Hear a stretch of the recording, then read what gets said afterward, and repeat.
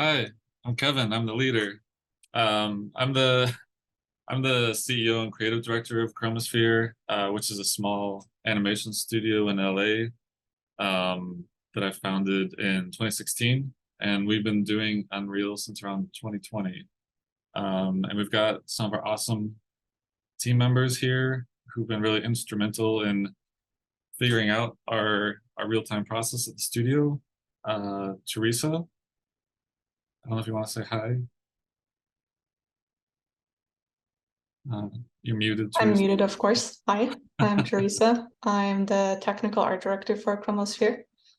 And my duties there include look development, rendering, lighting, some tools development too, but really I've kind of done every part of the CG pipeline at some point or another. And Tommy, our animation director. Hi, yeah, I'm Tommy, animation director. I guess, just kind of probably been figuring out a lot of the control rig stuff along with all you guys, and yeah, just been doing 3D stuff for a few years now, but foundationally more 2D. So just kind of whatever project comes in.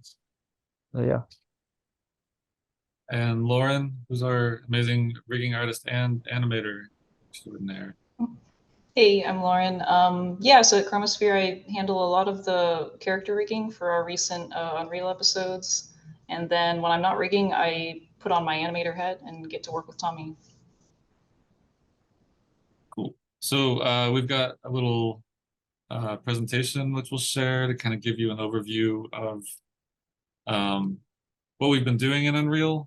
And I'm going to give kind of an intro, and then Lauren and Tommy and Teresa are each going to get to talk a bit more about their individual contributions to the team. So, if I may, Kevin, yeah, if you are playing back video, you might want to turn optimize for video playback on along with sound if it has sound. got it. Done. Um, this video is choppy because it's a huge GIF, so it's not going to clean it up. Our presentation is called Into the Yukiverse, Powering an Indie Studio with Unreal. So, really quick flashback to 2020. None of us had ever used Unreal at all before. We were complete noobs when we came across it, and now we've been using it for 3 years at the studio. And in that 3 years, we've produced 6 7-minute episodes of our own original animation property called Yuki 7. We recently even got to make a music video with this Japanese band Chai, who guest starred in our latest episode of Yuki 7.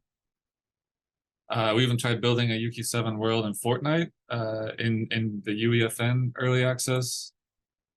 We've tried all kinds of things. We made a live action hybrid promo using our characters from Unreal and putting them on top of live action footage. We've done live link experiments with our characters.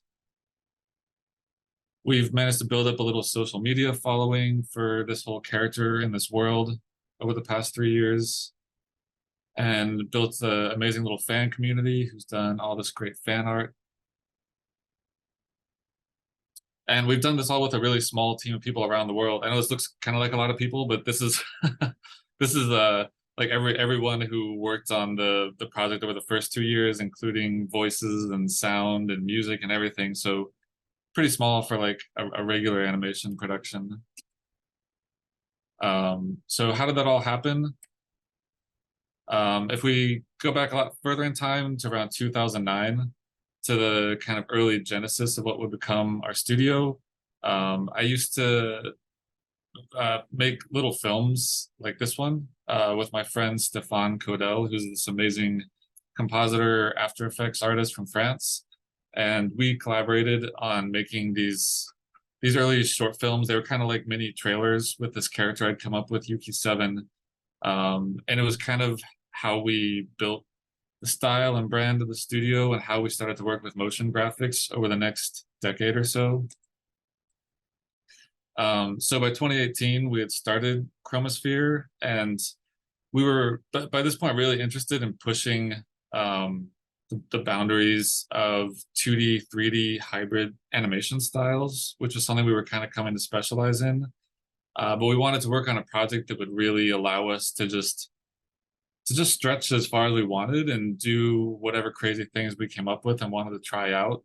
And so I sort of unearthed this Yuki 7 project from years before, and decided that we would try in our spare time at the studio, try building this out as a 3D, 2D hybrid example of what we were capable of doing at the studio.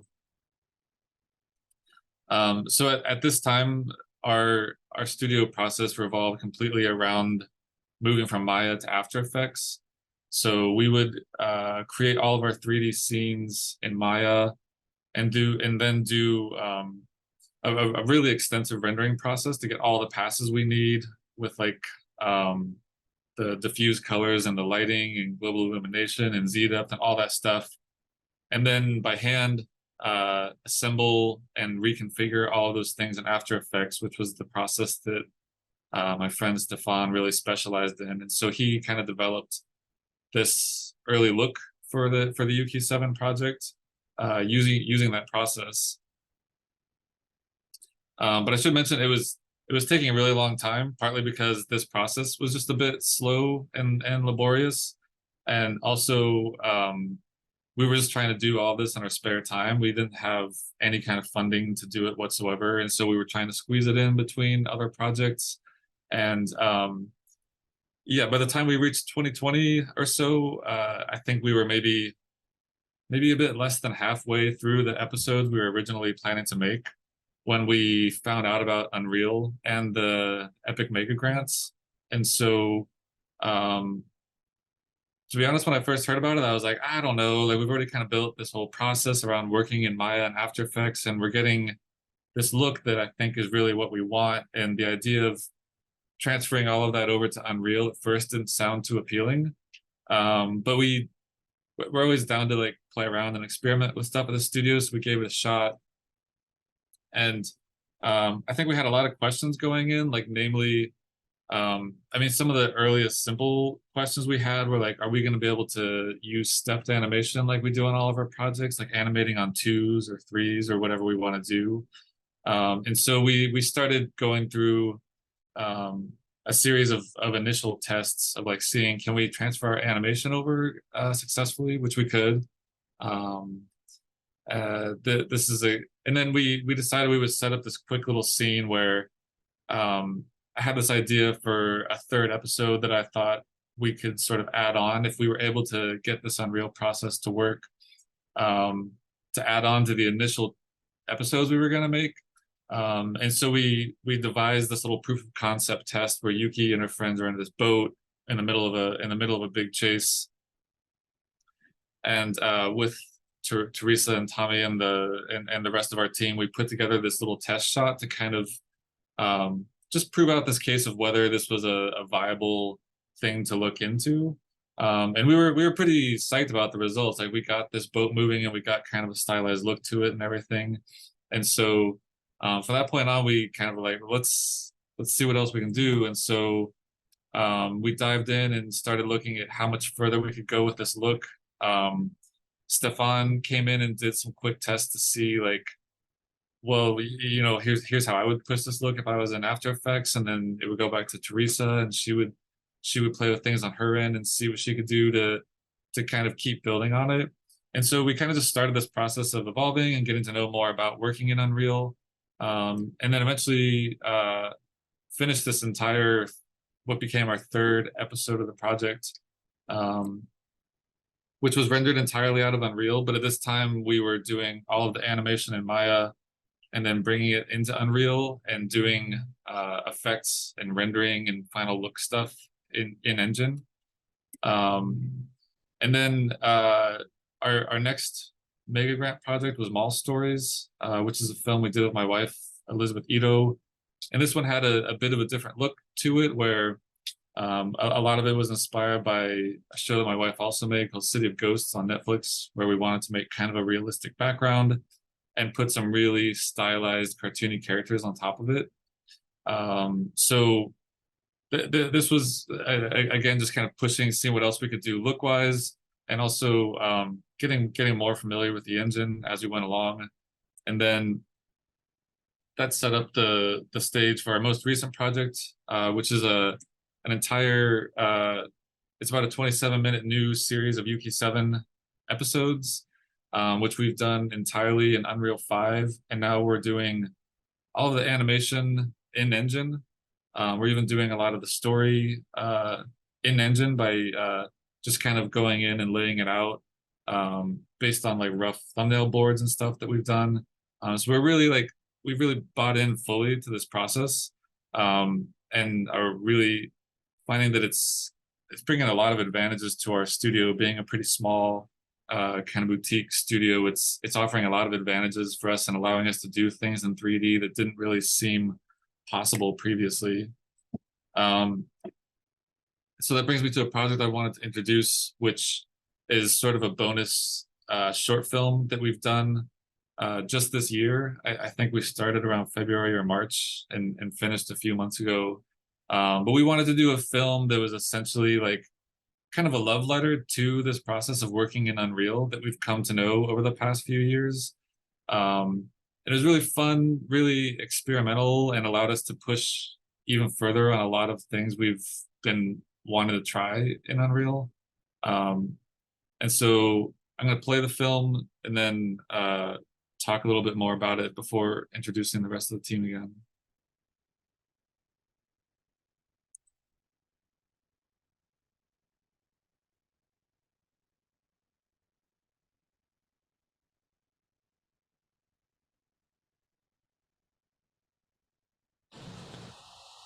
If you could, Kevin, we are also getting a little bit of your Zoom interface on the screen here. If you have a dual monitor and you can move those over to the other monitor or shut them out, that would be great. All right, I can't, but I'm sorry. I also realized the sound was off. I'm really messing this up. Sorry, everybody. But hopefully it'll suffice.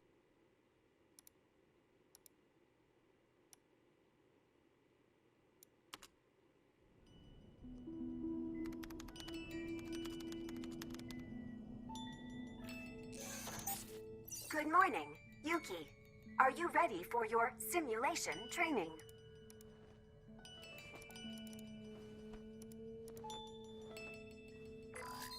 Okay. What's in the program today? I have prepared a series of simulations to exercise your attachment to reality. Okay. Let's give it a go. Oh, pretty cool. Can I get a more appropriate outfit? How about this? Nice. Oh, what's next, Ellie? Preparing simulation program 9XB Nova. Whoa! Ah! Whoa!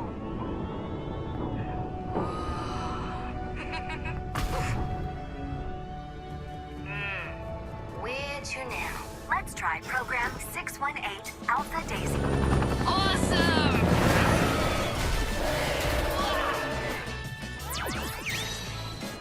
Take this, Credface. Okay, Ellie. What are we doing next? Try this. All right.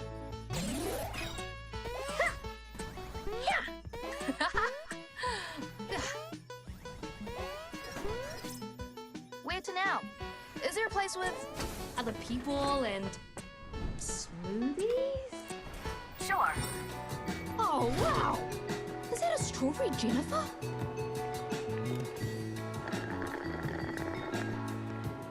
Can we go somewhere peaceful now?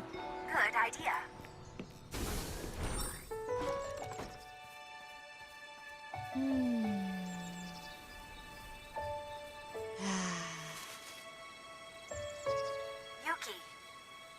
Yuki, it's time to wrap up the training session. All right. Let's go home.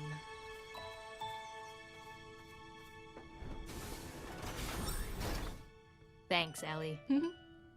That was unreal.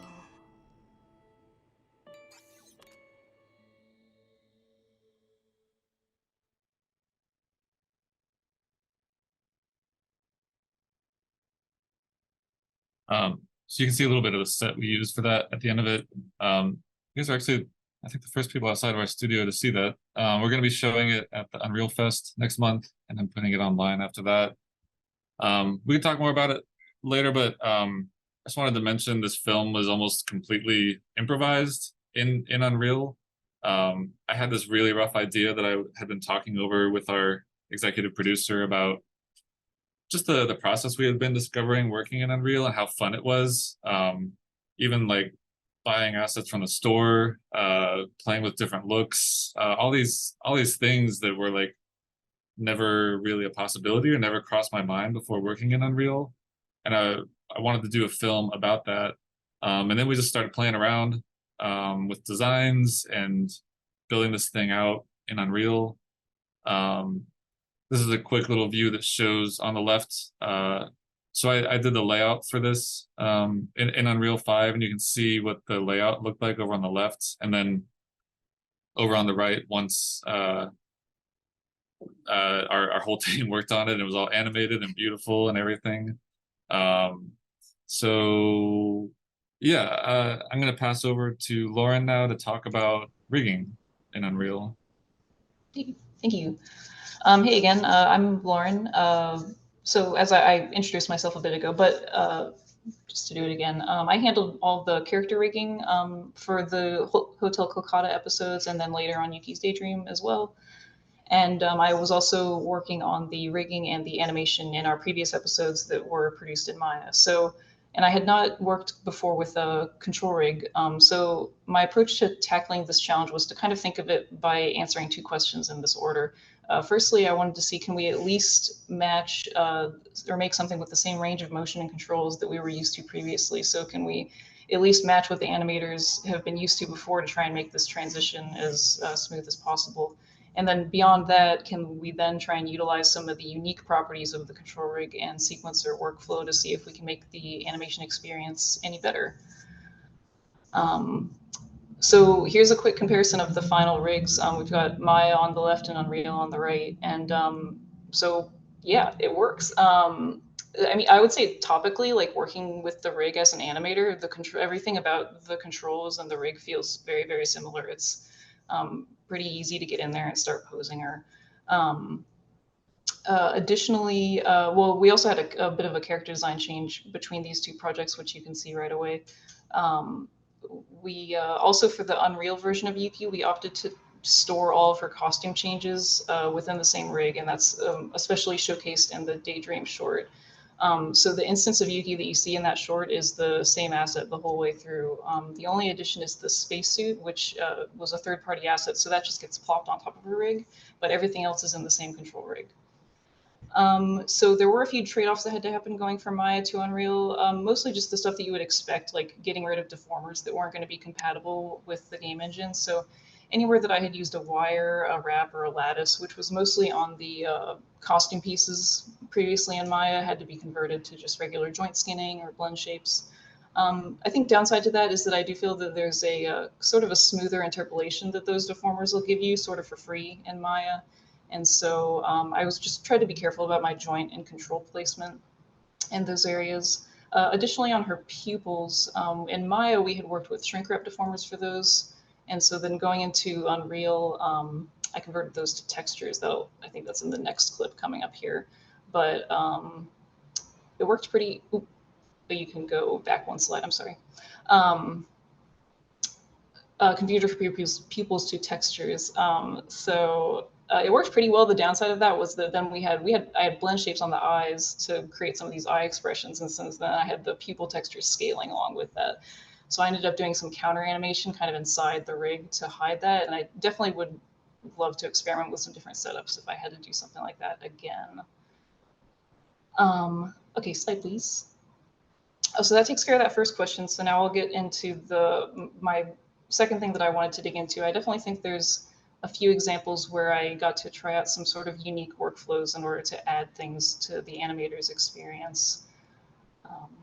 So one thing that we did before we started on animation was we experimented with live link, which was pretty cool. Yuki, we did it for Yuki and Rocket Turtle, who's one of our other main characters, and they needed a custom setup to be able to get that live link data translated onto their rigs, because their facial rigs, for the most part, are joint-based movements. So you can see on the left here, I've got just a test where I had like isolated every single blend shape to make sure I was getting the retargeting looking the way I wanted it. And then on the right is the result that you get when you pull in a live link recording from one of the voice actors. It's definitely not as pretty as something that's been hand animated, but it could be a cool starting point or a reference. Next, another thing that we worked with, so when we were working with the characters in Sequencer, we opted to bundle them up into actor blueprints. And then within those blueprints, I'm using the control rig component to assign the correct rig to each skeletal mesh. And I think that there were a couple benefits to working this way. One was that I was able to add a setting on the blueprint to let you change what I call the rig mode, which is really just changing the anim class of the skeletal mesh. And so we use that to be able to work with Yuki with both with live link and control rig without having to dig around for a separate asset. You could just always be using that same Yuki blueprint. Another benefit of the blueprint was we were able to share the same exact control rig for our 8 different background characters in Hotel Kolkata.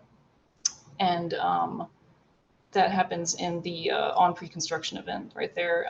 The last thing about the control rig component I'll say is that it was cool to be able to interact with the rig controls in real time. So one example was I wanted their facial controls, or the little GUI with all of their facial sliders, to be pinned in the level world space, which is something I wouldn't have been able to do within the control rig editor.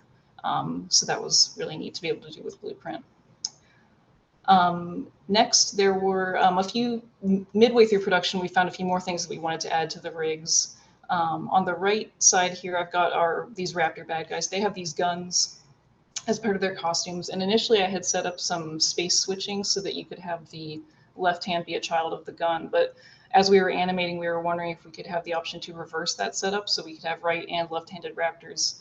And what's really cool about having full control over the evaluation of the rig and control rig is that it was pretty easy to have that setup work with just a couple of branch nodes. And so the end result that you have is with just 2 settings on the animator's end, you can be inverting that parent and child relationship between the hands and the guns. And that was a really neat feature to have on those raptors. And then on the left side here, I've got Yuki's leg IK. We wanted to be able to individually scale the segments of the IK, which I needed to go back to the rigs and add a bit of math in there to make that happen. And I ended up bundling this up as a public function, which is something that honestly just wasn't on my radar during the first pass of the rigs because I just had too many other things that I was learning for the first time. So I enjoyed being able to dig into that, and it made for like really easy propagation of that change to other rigs. And then of course that function can go be edited and recompiled at any time. And that takes me to my next and most favorite part of working with control rig in general is just the ease of editing the rigs and also propagating large chunks of the logic onto other skeletons. So basically, once I had my construction event and my basic template for the skeletons the way I liked it, I basically had an auto rigging system that was like perfectly customized to what we needed for all of our Yuki bipeds. So with Yuki as the template, I was able to like subsequent characters, at least for the bipeds, really only took me about half the time. It was just that everyone needed customizations for their costume and their faces for the most part. So you can see here I'm able to use the same exact run cycle animation to test all these characters, so it saved me a lot of time with testing as well. So lastly, I've just got some overall thoughts. I definitely feel like Control Rig served us well for these past couple of Yuki projects. I've just got a couple clips here of just watching the rigs move around, which is neat. For me, I think it's really exciting to think about ways to make the rigs more efficient next time. Because I feel like the more I can make things more procedural, the more time I have to focus on new features, new controls, and anything else that the team needs in order to make the animation experience as intuitive and dynamic as I can. So that's about all for me. And I will pass off to Tommy next to talk about animating the rigs. Cool. Yeah, hello. So my section here is probably gonna be a lot less technical. It's mostly kind of about overall animation workflows for, I mean, really no matter what you're working in, but specifically what Unreal kind of brought to the table for us as animators, really. The main thing I would say is the ease of seeing a library of things to pull from kind of right in front of you. It's kind of the most beneficial thing of the whole process is that you have like a library of assets that are all in the same file that you can drag and drop. Like, so you need a prop, so you need this or that, like this, it's all kind of in the same file, as opposed to if you're working in another 3D software, you know, you got to reference stuff in, you gotta kind of build libraries on your operating system and manage them that way. Like with Unreal, it was nice to have, you know, everything right there. So if you needed to pick up something, it's like, oh, it's right there. I could change that. We need to change it later, you know, drop it in. For the daydream thing you just saw, we built this walk cycle, basically. Just one walk cycle, pretty quick, you know, steppy thing. And basically all I did for that short was to drag it in and let it kind of play on top of the layout that we built. And it worked pretty well, but obviously I needed to kind of tinker stuff. So all the acting and everything that was there is just, it's literally just all built off of this one walk cycle. And if I needed to change like the walk cycle at all, I can kind of go into Unreal and build another version of the walk cycle that's slightly different and like switch that out. It just kind of, I used it almost like a prop. Again, that's something that just when you're thinking about this stuff comes in really useful as an animator, because like I said, I'm not referencing stuff in, you know, I don't need to think about all these assets I can't see right in front of me. Like there is literally a library to pull from at all times. Yeah, so I would say those are the biggest. I guess the other main thing that helped us a lot was the ability to kind of make these basically almost these like edits kind of in a file. So in the same file as everything else, we were able to make these virtual edits of really the whole short, but big sequences at a time. Almost like a little Premiere file, but it was in Unreal, and you can kind of jump into scenes right from there and go back and forth, as opposed to say if you're working in Maya or whatever, you know, you work shot to shot. That shot needs to get rendered out through Play Blast, or if you're actually rendering it or whatever, and then you need to put it in an edit to see how it flows. For like a smaller indie team like us, it was really beneficial to see that kind of timeline of all of the shots laid out, and you could just view it right there and jump in and out. It's something you kind of take for granted when you're not in Unreal, because it just helps you visualize the whole sequence as opposed to your individual shot. Which, you know, if you're working on like a feature or something bigger, you're really focused on your one shot, and you need to know that the previous shot and the next shot, but it's, you know, you're kind of in there. But when you're working on like an indie project and you're not spending, you know, a long time in one shot, you really need to see the whole picture to keep track of everything. So that really helped me specifically, was being able to edit in Unreal the sequences on a timeline. It's all right there. The other thing I kind of wanted to mention, with this goes for all our projects, but specifically with Unreal, is just overall animation style. We kind of adapted the style around the amount of time / money we're going to give these projects, any project. So if you you only have a certain amount of time, and you can't stretch that time out, and you want to build this thing and you don't want to lose the storyboard you have or the layout you have, even though it's really long, which, you know, we've done projects that are pretty long, and you don't have that many people, it's like, well, I got to build a style around the limitations I have. And I think a lot of the times the impulse I see with indie projects, but especially with, you know, even not indie projects like TV, CG stuff or whatever, is they'll still strive for like this feature quality kind of level of animation. They won't build it around the amount of time they have. And I think that's kind of a shame, because if you lean into the limitations you have, it forces you to be a little more creative stylistically. And like this shot we're kind of seeing up here, I kind of threw this up here. I know it's kind of stuttering because it's a GIF, but I mean, if you actually break down what's happening in any scene for Yuki,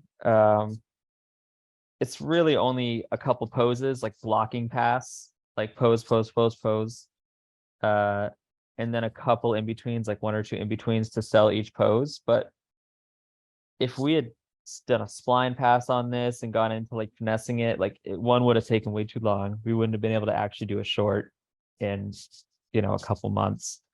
And I'm not talking about the Daydream short. I mean, like our grander Yuki project or the mall short.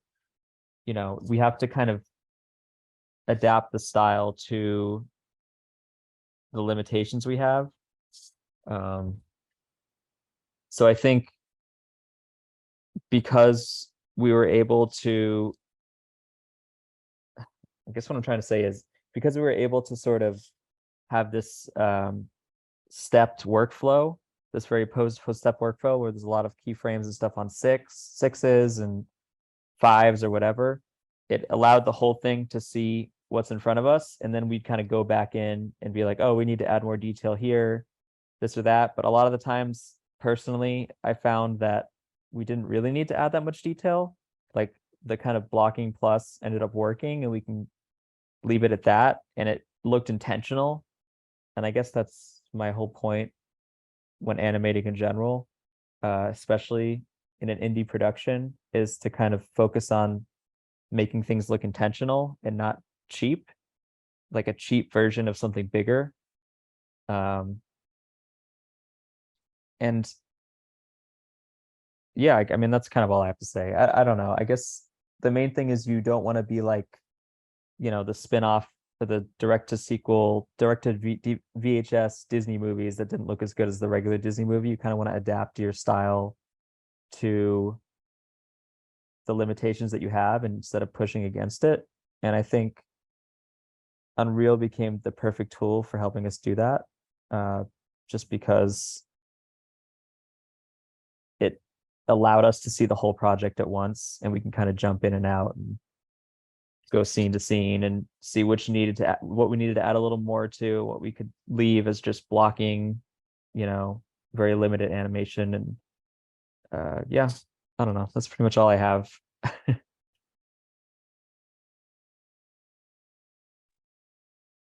All right. Am I gonna go right into Yeah, you feel free to go, Teresa. Yep, I will.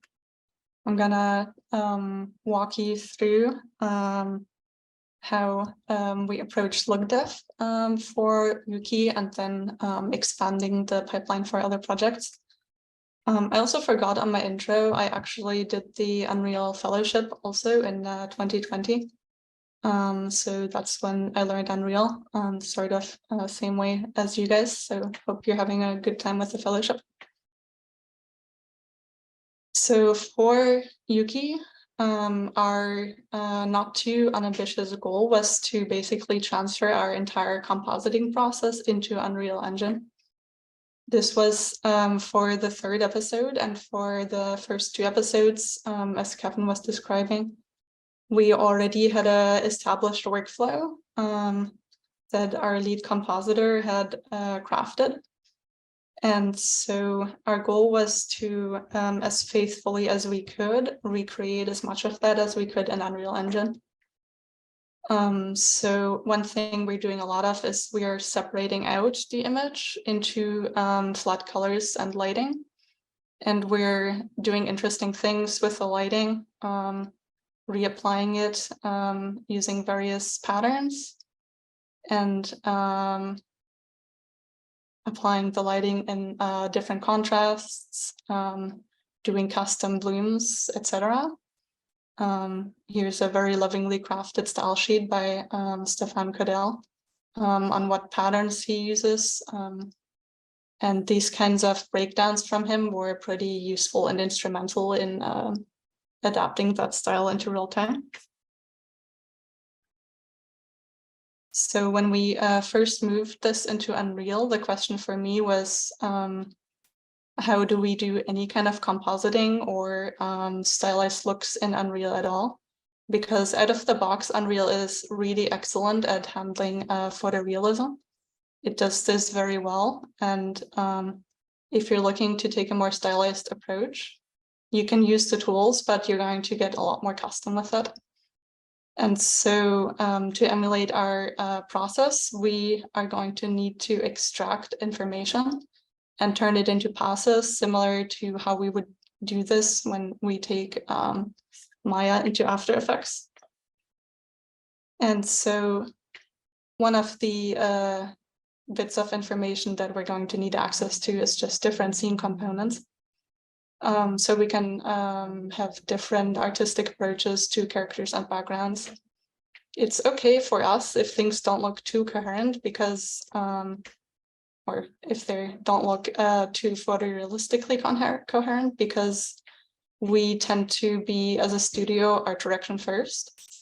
And so we are happy to have different treatments for, say, the background and the character. This luckily is something that Unreal already gives us access to quite easily with the depth stencils. And so this is the first bit of information that we are extracting from the final picture. And we are also, the whole system is basically used on post-processing. And so our starting point is the final picture that comes out of lighting. And we are then needing to see what information we can get from this.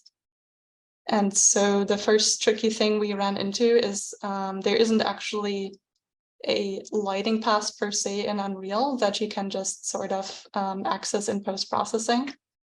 And this is something that's pretty instrumental to our look and compositing approach.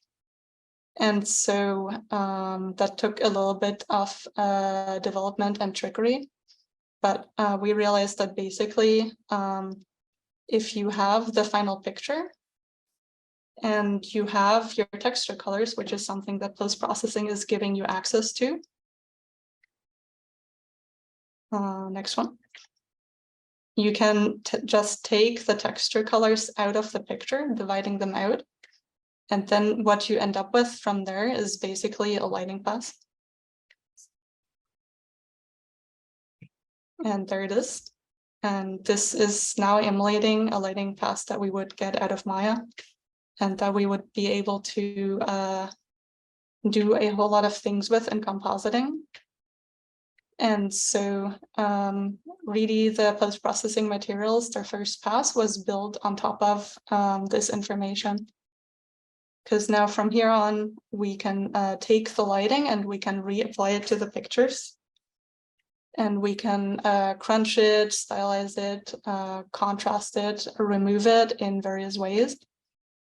And I have a couple slides that are showing different ways that we are reapplying and processing this lighting.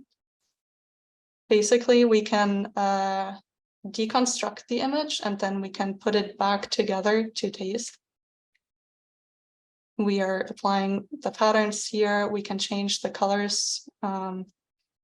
Really, we are just able to manipulate the individual components and do entirely different treatments to light and shadow in the image, similar to how we be doing that in After Effects.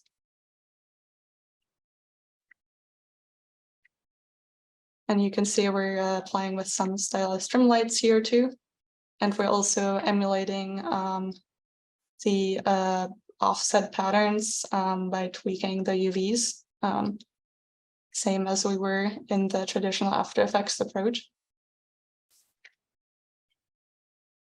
And so this is the material that grew out of the first Yuki project. And here we are applying this to a scene directly. And basically we need to be doing shot lighting in sequencer. We want to start doing master sequence lighting to have a overall look developed for a sequence, but we need to be able to, sort of like you would in a feature, be able to animate the values and tweak it in sequencer. And so the only way to really access the material parameters is through material parameter collections, which is what you can see here. It results in a pretty long list of individual parameters that you can tweak on the fly in emulating the traditional compositing.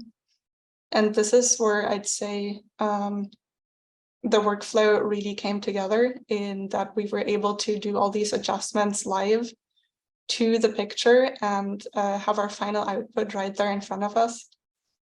We would basically sit on team calls and have Kevin do art direction on the live picture with the lighting artists. And we would be able to tweak things as we went along and have a conversation there on how we liked it and do final approvals. And this was, I think, an extremely nice upgrade to our workflow, because our previous workflow was often just all the directors will just be looking at gray Maya scenes for an extended period of time, and then they see the final picture come together. And this also, just like anything with Unreal Engine, you can just continue to tweak things on the fly. If we need to make an animation change here or a camera change here, it's not going to be the end of the world. We can basically make all these adjustments whenever. Such is the power of real time. From here on, one issue with this approach is that building these materials for different parts, for different projects or for different parts of the scene was pretty tedious. You just saw how long that list of parameters were. Initially, you needed to add those by hand, and we needed to build all these materials by hand. And so when something's that tedious, the first thought is we should probably automate it. So I developed this plugin that basically maintains a library of those post-processing materials, and it lets us generate more procedurally and apply it to different parts of the scene, and also just dial in and out different features that we don't currently need, which is a great boon to my workflow. And then it also is a great boon to the lighter's workflow, because we can have presets and we can add things to the scene quickly on the fly.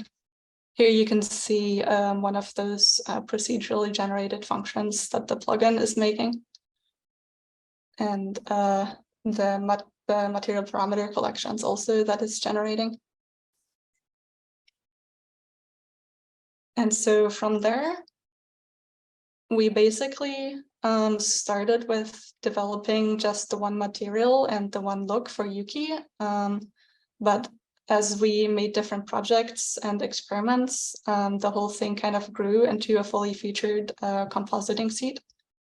And we were able to accommodate and experiment with a bunch of different looks that can be turned on or off or achieved with tweaking the features. And that's pretty much it on my end. Yeah, that's our presentation.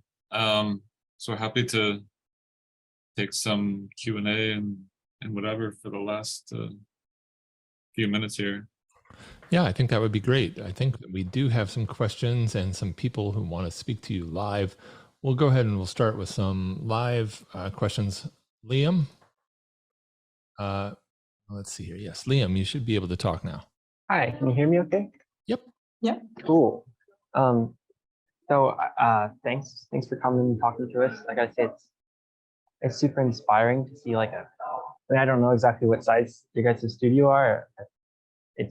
I can obviously say you guys are small, and it's super cool to see like a small studio doing kind of like your own IP, and it's not even like you put out like a short. It's like you're doing episodes. I think you said some of them are 20 minutes or something. So that's kind of, I mean, to in a way, that's kind of my dream. So I know it's kind of a big question, but if you could talk about like how you make that work, like how you as a studio are able to um, like have the resources to put out something that it seems like is almost like I mean, it's almost giving me like a passion project vibes.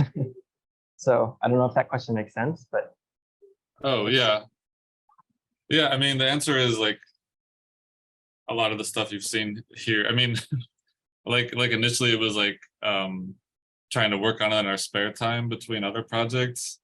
And then with the support we've gotten from Epic through the mega grants, this is the only funding we've ever been able to secure for the project, and it's just been really amazing to have that, and it's given us the freedom for the past few years to really just have the time to experiment and push this further like we wanted it to, and really get to know the Unreal process more. And then also just like having to make a lot of choices about like do we really need this scene or this character, or like can we like Tommy was giving you a really good overview of like how we approach animation. Like we're usually I think Tommy and I have had conversations where we're like, if this motion isn't gonna like tell something really important about the story or whatever, like just forget about it. Like we don't need it. We look for all kinds of really cool cost saving methods that are possible in real time. Like on the mall stories project, one thing I was worried about initially was like, well, this mall is open for business, there's going to be people wandering all over the place, and like how are we going to do that? Like we don't have the resources to animate all those crowds. And so Tommy just animated some walk cycles for 8 different characters or so, and then Teresa was able to put them on tracks where these characters would randomly pop onto the tracks and walk through the mall. And it was amazing because it would also give us all these amazing little accidents where somebody would walk in front of the camera or something. We were like, oh, we wouldn't have been able to plan that any better. Like it feels really natural. So it's a combo of like, I guess in short, the answer is like a combo of the mega grant support, trying to be smart and make good economical decisions with our creative calls on everything. And then also there's definitely an element of sacrifice there of just like, I mean, a lot of stuff we've had to pay for out of pocket too. And we're only able to do that because we're also, besides this, we're also an animation studio that works on other things, and we try to pool our resources into fun experimental projects like this. That's super cool. Thank you for explaining that. Yeah, for sure. All right, we have another live question. Peter, go ahead. Can you hear me? Yep, we got you. All right. So you showed at the beginning all these people that worked on the project. Now, did these people work all over the world on your project, or was Unreal basically just used inside the studio and that's how you got it done? It's a combo. I would say, I mean, we do have artists we work with all around the world. And for Unreal, I'm trying to think. I feel like most of the artists who work in Unreal are here in the States, but we do everything through Perforce. All that, like our Unreal projects are set up through Perforce, so we're able to work with people anywhere. We've always tried to have a pretty flexible model at the studio with like where people are able to work from and stuff.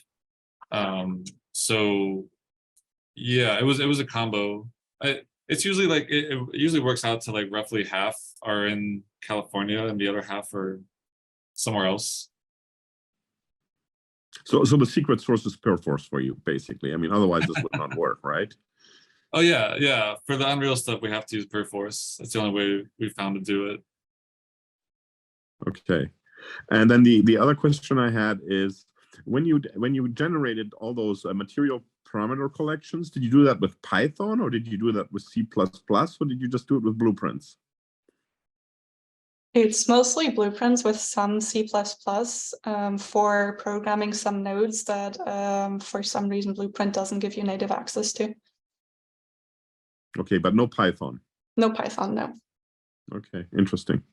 I'm not sure if Python would have been easier, but that was sort of what I was already using, so I made that work. Okay. Thank you. Mm-hmm. All right, let's, we do have some written questions. Let's switch over to those. And then I think we have another live question. This one may be a little bit on the sensitive side, but Lucas is curious about, are you profiting from your individual episodes at this particular stage? Can you tell us a little bit about your distribution methods? No, we haven't made any money off of this. Got it.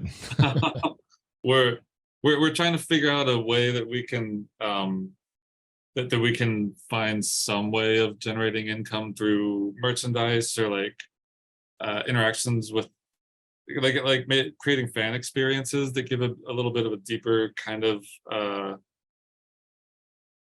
connection to the property that we're hoping to roll out and test in the coming months. But no, we haven't found a way of like really making anything that could be considered profit on this yet. All right, and then how are you distributing most of this? Is just all via web? Is there any other mechanisms? Yeah, just on the web, on YouTube and Instagram is how we've done it. All right. We have another question from Tyson here. How was the process of making or using the 2D face rigs? Yeah, so their facial rigs are for the most part joint-based, and then just with some corrective blend shapes here and there. Well, actually the eyes are more blend shaped than joint, but yeah, we interact with their we have a little facial GUI that has a bunch of different sliders and settings on it, and so then each slider is just moving the joint a certain amount, however much we need it. And then we have when we need to swap to different mouth shapes, we basically just have like at any given time, all of the mouth shapes are hidden inside of her jaw except for one. So that just gets handled through the rig. And then on the facial GUI, I had a like an integer slider to swap out those shapes. All right, thanks for that. We have a question from Cameron, and this is specifically for Lauren. I'd love to hear what background knowledge and learning path helped her to be able to pick up rigging in Unreal so well.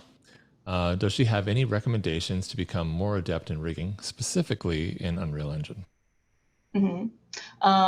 Yeah, I guess my my background is well, I'm really more of an animator first and a rigger second. So my background is primarily in my animation, and then I got into rigging just a few years ago. I would say for any type of rigging, I think the best way to get good at it is to know what you like and don't like as an animator, and be familiar with working with rigs that you like to animate.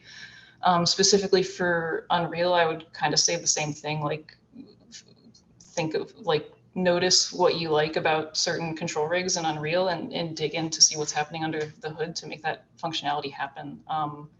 I think there's especially, I was looking at, I don't know if anything's changed for 5.3, but there earlier in like 5.1 and 5.2, there was a control rig sample pack that had a mannequin rig. And there's one mannequin rig that's like bundled up a lot in functions, and there's another mannequin rig that's much more simple, and that's a really good starting point to see how to set up some really basic logic for a full biped. So yeah, hope that helps. Okay, great. It looks like Tommy is answering Christina in type, so we'll go to Nikel's question here. If you wanted to do a photorealistic piece of work, how do you think your workflow might change, or the biggest area of focus for you? I guess I can take that one. I feel like in a way we got to do that with Mall Stories, because the approach to that is that we had pretty stylized characters that existed in a very photorealistic background set. And It's a bit of a tough one to answer because for me, the answer is mostly just I don't do any of the stuff that I would normally do to the set, and then it's pretty photorealistic. We just kind of have the modelers. I would say the focus then becomes on much more traditional, just high poly modeling and texturing to make the set sort of stand on its own without any sort of post-processing tricks. Okay, great. One last question. This one's from Anonymous. How much previs time do you guys budget per project or per episode, perhaps? I'm not sure. I mean, our latest approach is we're doing so much more story in the previs or layout process, or whatever we call it. And so it's I guess it's similar to what we would have allocated to storyboarding previously. I can't think of it. I don't know if Sarah knows. I'm like, look. Do you know how much time? How much time? How much time we budget for previs or layout? I think it's usually like just like 4 weeks. 4 weeks. But it depends. Like at first it was 8 weeks, and now. Yeah. I guess on the Daydream project, I think I did the layout for that in a week or two. Yeah. And it was about 2 minutes long, so I suppose it's about a week per minute or so. Yeah. If I was going to take a rough guess. All right. Well, let's get my camera back on here. I mean, let me just say, and let me wrap things up here a little bit. What I can see in the Slack channel that you guys can't see is all the comments that are coming in about how amazing they love and like this style. I mean, they're all finding that it's beautiful, unique, special. So you guys are really doing a tremendous job encouraging people to do something new or something modern in the engine, which is so refreshing to see, because I mean, we know that Unreal can do photorealistic really well, but to be able to see something as stylized as this is super impressive. So, congrats to you guys. I think that, you guys are doing a marvelous thing, and you have a lot of attention being drawn to you. So I guess, the other thing that I might want to say is, and I'm getting other questions about, are you guys in the mood to hire anybody? I mean, there are folks that are like interested in coming to work for you. What's your policies on that? Do you have any open positions? Are you looking for people to come and work for you? I mean, we're always on the lookout for great people. We love collaborating with people. Right now, we don't have any openings. Maybe if we find a way to make some money on this project, we'll have some openings. Got it.